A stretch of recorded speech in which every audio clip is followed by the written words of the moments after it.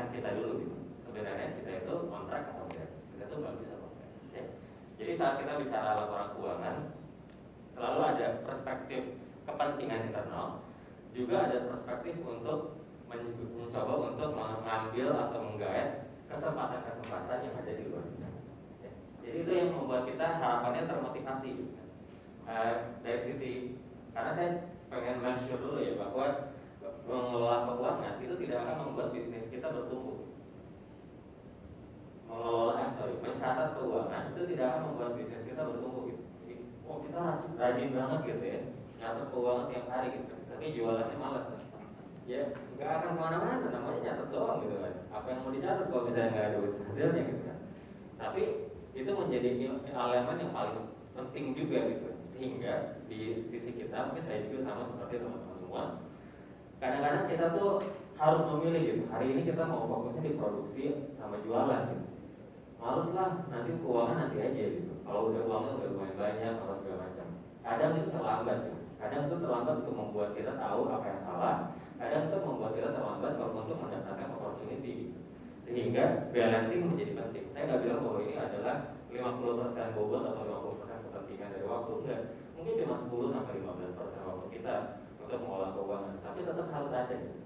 Karena pasti di tahap awal produksi atau mungkin bisnis, marketing gitu ya, penjualan itu memang membuat kita punya kapasitas waktu yang lebih banyak gitu. Tapi harus ada porsinya juga buat keuangan. Jadi ini kita coba bangun dulu ya ekspektasi dan mungkin gambaran kenapa ini penting. Next. Nah, kira-kira kenapa sih penting? Terus kemudian kapan sebaiknya kita mulai serius gitu untuk mengelola keuangan? Apakah Mas Haji nanti aja deh kalau omsetnya udah 1 juta sehari atau udah 5 juta sehari gitu, udah 10 juta sehari baru saya hitung. Nah, jawabannya enggak sih. Jawabannya adalah sekarang aja, mulai dari sekarang saat kita mulai bisnis. Bahkan kalau bisa, kalau sekarang baru mau planning untuk bikin bisnis baru, itu tuh udah mulai direncanakan dari sekarang. Next. Nah, ini cerita singkat aja, saya ngambil ini dari kompas.com. Jadi di wilayah Jabodetabek, Bandung, Surabaya itu lagi lumayan hits namanya minuman kekinian haus. Pernah dengar? Pernah ya? Jadi dia jualan, buat yang belum pernah dengar, mungkin dia jualan kayak Thai tea, itu boba-boba sekarang lagi zaman. Di awal-awal dia jualan Thai tea sekitar 5.000, 7.000 rupiah gitu, ngejar yang market menengah ke bawah lah gitu, yang menjajan gitu karena anak sekolah gitu. Nah, yang menarik di sini dari artikel ini, perjalanan haus ini bisa bikin 120 kedai dalam 3 tahun. Jadi kalau 1 tahun 12 bulan dibagi 36, kira-kira sebulan sekitar 3-4 outlet ya, baru ya dibangun kalau di rata-ratain. Dan itu lumayan kencang ya larinya, 3-4 outlet. Nah, dan mempekerjakan sekitar 800 karyawan. Next. Yang menarik dari haus ini di artikel ini adalah gimana caranya dia bisa bertumbuh sampai 120. Kebanyakan model bisnis kayak gini itu pakai franchise, kemitraan. Jadi orang beli license, terus kemudian beli booth dan segala macam, cari orang sendiri, cari bisnis cari tempatnya sendiri dan seterusnya. Dan kebanyakan kalau kita coba lihat ya yang model-model franchise yang kemitraan, berbasis kemitraan itu kadang-kadang nggak semua outletnya itu bagus gitu, tergantung si franchising-nya. Dan kalau misalnya lagi jelek ya kolab saja gitu si franchising-nya, gagal gitu. Saya pribadi sempat tuh bikin jadi salah satu franchisee dari salah satu brand kopi, kopi to go gitu ya. Investasinya lumayan, barang-barang tuh hampir 150 juta. Tapi itu nggak jalan 1 tahun, nggak even bertahan 1 tahun. Batal aja gitu, rugi lah ya jatuhnya. Dan saya baru merasakan bahwa dalam konteks franchiser, mengelola franchise yang bagus lebih penting daripada mengelola franchise yang nggak bagus. Kenapa? Karena dia kan lebih fokus ke ngembangin yang baru kan. Nah, yang menarik dari House, menurut saya adalah dibandingkan dengan franchise, House fokus menerima investor pasif agar bisa dikontrol langsung oleh prinsipal. Nah, ini ada di sini ya. Nah, kata si founder CEO-nya, kita butuh investor pasif di mana dia hanya taruh uang, lalu kita yang jalanin. Nanti in the end of the month kita bagi hasil. Setelah membuka 60 toko dengan mengandalkan profit didapat, House akhirnya mendapatkan modal tambahan dari BRI Venture Investment sebesar 2 juta dolar Amerika Serikat atau sekitar 29 miliar rupiah untuk pengembangan usahanya. Gufron dan para pendiri House lain menargetkan 500 kedai House di seluruh Indonesia untuk 5 tahun ke depan. Ini kan keren banget ya, jualan Thai tea loh. Semua orang bisa bikin Thai tea. Enggak semua sih. Tapi bisa lah ya kalau misalnya dipelajari, kan nggak susah gitu kan bikin Thai tea. Sekarang bikin kopi kekinian, bikin boba gitu. Tapi dia bisa melakukan ini kan nggak semua orang bisa gitu. Nah, salah satu hal yang saya pikir menarik di sini adalah dia bisa memutar profitnya untuk membuat 60 tokonya itu dari awal modal dia, terus kemudian dapat profit diputar lagi sampai jadi 60. Tapi untuk jadi 120 dia menggunakan investor-investor pasif. Lalu untuk mencapai 500 dia udah dapat nih dari institutional investor 29 miliar. Ini jualan minuman Thai tea dapat 29 miliar kan nggak main-main gitu kan. Nah ini cerita aja sih, sebuah cerita real dan nggak terlalu lama, ini sekitar 2021 awal ya, bulan April kemarin. Jadi ini lumayan baru, tapi ini menunjukkan bahwa nggak semua bisnis itu bisa besar gitu, dapat puluhan miliar investment itu bukan tidak mungkin, tergantung memang bagaimana kita membangun bisnisnya. Next. Nah jadi teman-teman semua, dalam konteks eksternal atau dalam konteks kita bermitra dengan orang lain, maka keuangan atau akuntansi itu adalah bahasanya. Jadi kita tuh kalau berinteraksi sama orang lain itu tuh harus pakai bahasa yang sama kan. Nah bahasa kita dalam konteks bisnis, dalam konteks sama partner, sama investor, sama bank, sama supplier gitu, itu pasti bahasanya bahasa angka gitu. Nah kalau angkanya itu strukturnya beda, bahasanya beda, itu nanti susah dipahami gitu. Kadang-kadang mungkin saya kan asli Sunda gitu ya, datang ke sini kalau ada orang ngomong Jawa, kayak ngerti maksudnya tapi nggak ngerti amat gitu. Jadi nggak nyambung kalau ngobrol. Ngerti sih maksudnya dari raut muka dan intonasi gitu ya, rada ngerti, cuma nggak nyambung. Sama kayak ini kalau misalnya kita bikin laporan keuangan versi kita sendiri gitu. Ibu saya tuh suka punya warung gitu ya di Bogor. Laporan keuangannya rapi banget, tapi standarnya bikin sendiri gitu. Jadi tabelnya, kolomnya gitu ya, itu tuh udah. Kalau saya tanya, wah ini bagian hari ini yang pemasukannya yang mana? Itu cuma dia doang yang bisa lihat. Gitu. Ada, tapi harus nanya gitu. Nggak bisa saya langsung tahu, oh ini laporan baru di bulan ini dan segala macam strukturnya kayak gini. Nggak bisa gitu. Nah jadi kalau misalnya itu ke bank, kayaknya harus ada istilahnya translator gitu ya. Kalau ibarat dari bahasa Inggris ke bahasa Indonesia tuh ada yang artiin gitu. Nah itu tuh nggak bisa kayak gitu kan. Jadi susah gitu. Kalau misalnya mau benar-benar berkembang, nggak jelek tapi jatuhnya memang perlu ada improvement dan bahasanya harus disamain. Nah akuntansi itu punya standar-standarnya gitu. Laporan laba rugi, laporan neraca itu punya strukturnya sehingga siapapun yang baca laporannya dia pasti ngerti gitu. Jadi itu pasti standar. Itu yang harapannya kita bisa gunakan ya laporan keuangan ini sebagai bahasa bisnis kita. Next. Nah, next kita akan sedikit mensimulasikan aja. Tadi Mas Udin ya sempat bilang bahwa salah satu tujuannya adalah kita perlu tahu kita bangkrut atau enggak gitu ya, atau kita menuju kebangkrutan atau enggak, kita lagi dalam masalah atau enggak. Tadi juga Mas Hasbi ya sempat bilang kita tuh kesehatan keuangan bagus atau enggak. Nah, ini kita simulasi kecil untuk tahu sebenarnya apa sih contohnya gitu, kenapa kita penting untuk mengelola keuangan. Teman-teman kira-kira kalau harus memilih satu di antara dua ini, mendingan untung atau profit, atau mendingan punya kas atau punya uang tunai? Cash. Profit. Bingung ya. Profit. Cash. Oke. Ada yang lain selain profit dan cash? Dua-duanya. Offset. Profit, cash ya, macam-macam. Oke, kita lihat ya. Ini contoh kasus bisnis jual beli komputer, tapi dibikin simpel aja ya. Ini namanya simulasi doang, jadi jangan serius-serius banget. Next. Jadi ceritanya, saya dan teman-teman itu udah bosan kerja. Terus kita bilang, kita kerjanya di bagian elektronik itulah gitu ya, bosan-bosan elektronik. Terus kita bosan, kita bilang kayak kita bisa deh buat mulai bisnis sendiri. Saya kumpulin bertiga teman-teman, kumpulin 100 juta masing-masing,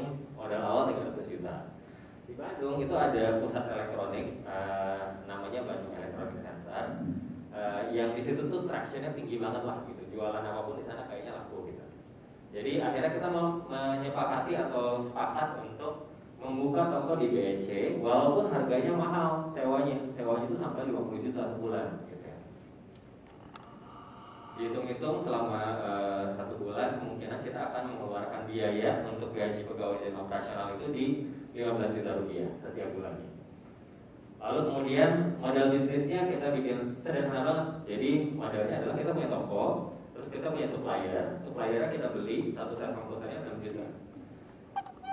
Harganya biasanya dia 7 juta, cuman kalau 7 juta kita marginnya kecil. Jadi 7 juta itu nggak tunai, jadi bisa tempo gitu. Akhirnya kita nego, kita pengen tunai, tapi harganya lebih murah ya. Gitu. Akhirnya kita dapat harga murah lah 6 juta gitu ceritanya. Nah, waktu kita baru memulai, kita tahu sebelah kanan kiri se-BEC itu tuh udah banyak banget yang jual komputer gitu. Sekarang apa bedanya kita sama mereka gitu? Ya kan? Apa bedanya? Kan komputer sama-sama aja, bukan kita yang bikin juga, kita jualan doang. Jadi apa yang kita lakukan? Kita akan melakukan diferensiasi atau perbedaannya adalah dengan strategi pemasaran pembayaran. Jadi kita akan membangun trust dan lain-lain sehingga konsumen itu akan membeli nilainya 10 juta tapi cukup membayar 4 juta di depan dan 6 juta di bulan kelima setelah keberjalanan atau penggunaan. Dalam hal ini kita asumsikan bahwa proses penjualan 10 juta dan pembayarannya itu pasti lunas ya. Kita asumsikan pasti lunas. Jadi nggak ada yang gagal bayar gitu, nggak ada ceritanya. Jadi semuanya pasti lunas. Tapi konsumen jadi lebih happy karena saya nggak harus bayar langsung 10 juta. Saya cukup bayar 4 juta di depan, 6 juta di belakang. Dengan strategi seperti itu, saya dan teman-teman berhasil untuk menjual komputer dengan rata-rata 20 unit per bulan, gitu ya. Ini di bulan-bulan awal, jadi udah dapat lah marketnya gitu ya, udah stabil di 20 unit per bulan. Jadi saya mikir-mikir kalau saya beli 6 juta, untungnya penjualan 10 juta, maka untungnya 4 juta dong, ya kan? Kalau misalnya 4 juta sebulan saya jual 20 unit, berarti totalnya 80 juta dong. Gross profitnya ya, benar ya? 80 juta, terus saya harus kurangin buat sewa 50 juta, buat operasional gaji 15 juta, saya masih ada spare atau cost margin 15 juta. Dihitung-hitung kayaknya not bad lah untuk awal gitu ya, untuk awalan bisnis. Jadi saya dan teman-teman sangat bersemangat. Nah, saya butuh konsultasi nih sama teman-teman semua dari sini. Kira-kira bagus nggak nih bisnis saya?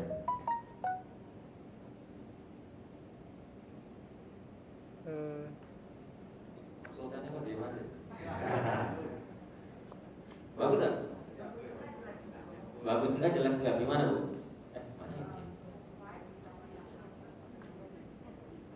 Diferensiasinya bagus, oke. Resikonya di sebelah mana Bu? Kalau dia ada yang gagal bayar. Oke, kalau gagal bayar. Resiko gagal bayar. Oke, makasih Bu. Liana ya. Ada lagi? Bagus ya, Mas yang di belakang. Masnya namanya siapa Mas? Mas Agui.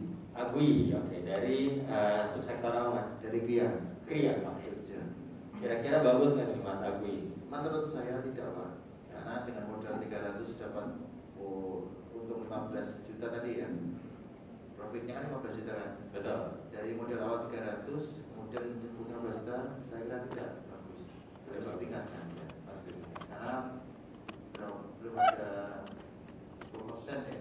Itu kan 30 juta, berarti hanya 5%. Dengan modal segitu dapat 5%, kemudian saya lihat untuk operasional juga tinggi, itu menurut saya itu kurang bagus. Jadi ya, itu saja gitu Mas. Siap, makasih Mas Agui. Jadi lebih ke melihat 15 juta compare tuh total investment ya, 5% mungkin sekitar 20 bulan baru balik modal gitu ya. Oke. Mas nih, namanya siapa Mas? Nama saya Ardi. Ardi. Tanpa Pekalongan, Fashion. Menurut saya tidak bagus karena menurut saya tidak bagus karena 15 juta itu profit untuk keuntungan pribadi pemilik. Jadi tidak diputarkan lagi. Alangkah lebih bagus lagi kalau misalkan itu akan menjadi modal lagi. Oke. Gitu. Tapi angkanya masih terlalu kecil. Angkanya masih terlalu Terima kecil. kasih. Oke, ada lagi? Kira-kira ini kan 20 unit bulan pertama, bulan kedua, bulan ketiga. Nanti kan harapannya berkembang ya. Jadi 40 unit, jadi 60 unit gitu. Jadi 30 juta, jadi 45 juta. Kira-kira saya bisa bertahan nggak ya dalam bisnis ini secara finansial? Siapa yang merasa bahwa saya akan baik-baik saja? Bukan saya di sini sih, saya di ceritanya. Siapa yang merasa saya akan baik-baik aja? Bingung ya. Kalau gitu kira-kira benar. Jadi next kita coba lihat apa yang terjadi. Saya akan bangkrut sih. Walaupun saya profit 15 juta ya setiap bulan. Terlepas dari mungkin itu kecil di awal, tapi saya berharap itu bertumbuh gitu. Tapi ternyata saya nggak bertahan. Kenapa? Karena yang terjadi adalah di bulan kelima saya bangkrut. Apa sih yang terjadi? Nah ini ya ceritanya. Mana sih poinnya? Ini loh teman-teman. Ternyata setelah menjalani saya baru sadar ini yang terjadi dalam mungkin gambaran umum simulasi keuangan yang ada gitu ya, disimplifikasi atau disederhanakan. Jadi saldo di bulan pertama saya check in 300 juta barang teman. Keluarnya 65 juta ya tadi ya, buat 50 juta toko sama 15 juta operasional ya. Jadi dikurangin, terus kemudian saya belanja dong setiap bulan. Karena mau jualan, apa yang mau dijual kalau misalnya nggak belanja kan, saya belanja 20 unit kali 6 juta nih, 120 juta. Saya dapat uang kan tadi, tunai di berapa? 40% ya, 4 juta kali 20, 80 juta. Dan saya punya piutang, benar ya? Uangnya uang saya bukan? Iya. Uangnya uang saya dong, ya kan, udah jualan dong. Tapi duitnya untouchable ya, tidak bisa disentuh. Piutang 120 juta warna hijau. Nah piutang ini baru akan dibayar di bulan kelima nih di sebelah sini. Pelunasan piutang, gitu ya. Jadi yang saya lakukan adalah 300 juta kurang 65 kurang 120 tambah 80. Stop di sini. Sisanya 195 gitu.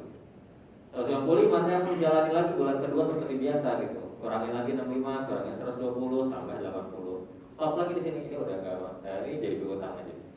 Bulan ketiga kok saya bingung. Bisnisnya bagus, konsumennya happy ya. Hitung-hitungan 10 juta sama 6 juta untung gitu. Tapi kok saldo saya berkurang terus gitu. Uang di kantong tuh berkurang terus. 90 juta mulai ketar-ketir dong. Bulan keempat bingung gimana bayar toko gitu kan. Gimana kan bayar toko harus tiap bulan ceritanya ya, ceritanya tiap bulan. Di bulan keempat udah minus, di bulan kelima saya nyerah. Karena udah nggak sanggup gitu bayar toko, ngutang sana sini dan segala macam. Sehingga di bulan kelima saya berhenti beroperasi dengan meninggalkan piutang senilai 480 juta. Untung nggak? Oke. 480 juta ini. 480 juta compare tuh tadi modal awal 300 juta dan lain-lainnya. Sebenarnya masih ada untungnya 15 juta pakai.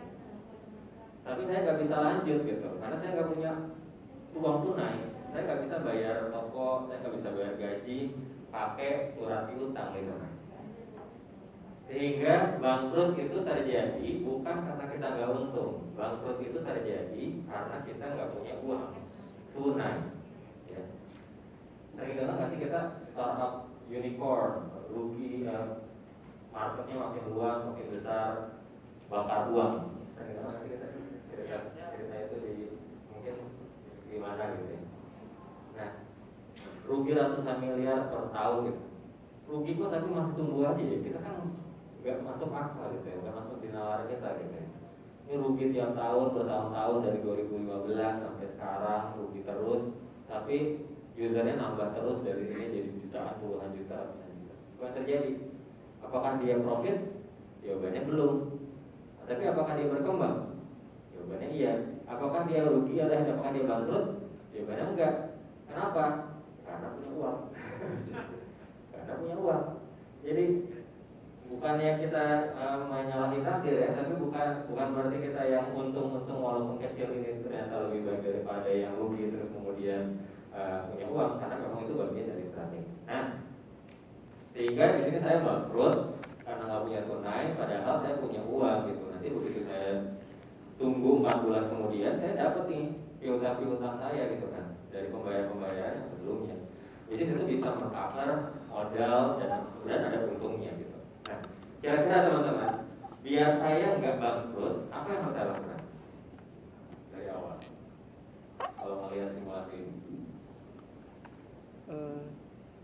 Tagih. kenapa? Tagih piutang. Tagih piutangnya lebih cepat. Ya. Oke, tagih piutang lebih cepat. Ada lagi? Modal bisnisnya dirubah jadi tunai langsung ya. Walaupun tunai, walaupun marginnya lebih kecil ya gitu ya. Jadi dikasih kompensasi diskon. Oke, ada lagi? Percepat piutang, model pembayarannya bikin tunai gitu. Ada lagi? Cari investor biar nambah modal. Oke. Memperpanjang waktu. Oke. Keren banget nih jawaban teman-teman semua. Next. Tadi jawabannya Mas siapa? Mas Dian ya tadi ya. Mas Dian skenario tambah modal, bener banget. Kalau dihitung-hitung tadi saya itu cuma minus 120 juta. Setelahnya piutang masuk, ya kan? Piutang masuk mulai sehat lagi nih. Nah, biar saya nggak minus, harusnya modalnya jangan 300, modalnya 500. Kalau modalnya 500 nih, kalau misalnya ibarat grafik ya, ini 500 di sini nih. Dia turun terus nih sampai titik nadir 80 juta paling bawah. Terus dia naik nih, mulai ke 700 terusnya dia naik terus. Kenapa? Karena udah mulai dibayar. Ini kan kita pakai asumsi semuanya nggak ada gagal bayar ya. Karena nggak ada gagal bayar dia naik terus nih, udah kedepannya sehat. Tambah modal benar banget. Nah, jadi kan ini membuat kita tadi Mas Udin bilang menghindari kita dari bangkrut. Kenapa? Karena kadang-kadang bangkrut itu bukannya bisnisnya jelek gitu, tapi mungkin perencanaan modal yang dibutuhkan yang kadang-kadang keliru gitu. Kan kita juga ada banyak dari kita yang mungkin metodenya konsinyasi. Benar nggak sih? Kalau konsinyasi ke supermarket kan bisa 3 bulan, 6 bulan baru dibayar. Apakah kalau penjualan di sana bagus terus kemudian kita jadi dibayar 6 bulan itu hal yang pasti buruk? Belum tentu. Kalau kita punya modal kuat, ya itu jadi hal yang bagus gitu perputaran. Tapi jadi nggak fit kalau misalnya modal kita terbatas, operasional bulanan kita harus terus, tapi kita milih modal bisnis yang temponya 3 bulan 6 bulan. Bukan jelek, tapi nggak ketemu aja gitu. Nah, jadi makanya di supermarket itu gede-gede gitu. Kenapa? Karena modalnya kuat, penjualannya juga kencang gitu. Tapi ya itu harus nyambung aja gitu. Skenario yang kedua, next. Tadi Mas Hasbi ya, sempat bilang sama Masnya siapa namanya? Mas Rizky ya. Mas Hasbi sama Mas Rizky menekankan tentang mencoba merevisi skenario-nya, termin pembayarannya. Bisa dibayar tunai, tapi mungkin dikasih diskon, atau temponya dipercepat, atau temponya diputar dikit gitu, persentasenya. Nah ini pakai asumsi yang dibalik, bukan DP-nya yang 40%, tapi pelunasannya yang 40%. Jadi DP-nya 60%, pelunasannya 40%. Asumsinya ini marketing yang masih menarik gitu buat market. Akhirnya yang terjadi 300 turun terus sampai titik nadirnya lebih parah daripada sebelumnya, 40 juta. Tapi begitu di bulan ke-6 dia udah mulai naik lagi. Kenapa? Karena dia mencoba menyeimbangkan gitu ya strategi marketing dengan kapasitas usaha finansial dan kapasitas finansialnya. Jadi bisnis ini sebenarnya di tahap awal kita anggap 5% margin dari total aset atau total modal sebenarnya not bad gitu. Karena apa? Karena ada potensi bertumbuh gitu nggak sih? Tapi tetap aja itu tidak menyelesaikan masalah arus kasnya gitu, tunainya. Nah ini yang secara umum simulasi ini teman-teman semua memberikan kita gambaran bahwa bisnis itu nggak selalu buruk kok, saat nggak selalu jelek saat dia rugi. Jadi rugi itu adalah satu hal, sedangkan bangkrut itu adalah hal yang lain. Next. Nah di sini kita belajar satu hal, yaitu berkaitan dengan arus kas atau uang tunai. Uang tunai ini enggak yang harus benar-benar uang tunai di dompet sih. Rekening bank bisa, kalau punya sifatnya bisa membayar operasional bulanan. Ada istilah kalau dibikin di usaha itu, teman-teman cash is king gitu. Jadi cash is king itu adalah yang ibaratnya kalau dalam tubuh itu arus kas atau uang tunai itu tuh kayak aliran darah. Ya, misalnya stok kita bagus, demand permintaan dari produk kita bagus gitu, produksi kita juga bagus-bagus aja gitu dan seterusnya. Tapi begitu tadi nggak ada uang buat bayar gaji bulan depan, nggak ada uang untuk bayar toko bulan depan, tiba-tiba bisnisnya berhenti. Sama kayak tubuh gitu, jantungnya sehat, otaknya sehat, hatinya sehat, begitu darahnya nggak ngalir, sakit semua gitu, tiba-tiba gitu ya. Jadi tiba-tiba sakit. Nah itu konteksnya kas gitu. Khususnya kita yang sekarang masih mungkin dalam konteks masih membangun usaha ya, rintisan, maka kas ini sesuatu yang penting untuk kita perhitungkan sejak awal. Nah ini yang akan membantu kita untuk bisa bertumbuh gitu ya. Arus kas itu ibarat darah, dan arus kas negatif akan sangat mengganggu. Karena tadi mungkin boleh balik lagi ke slide sebelumnya. Nah kalau saya kepepet di bulan kelima ini, opsi saya apa?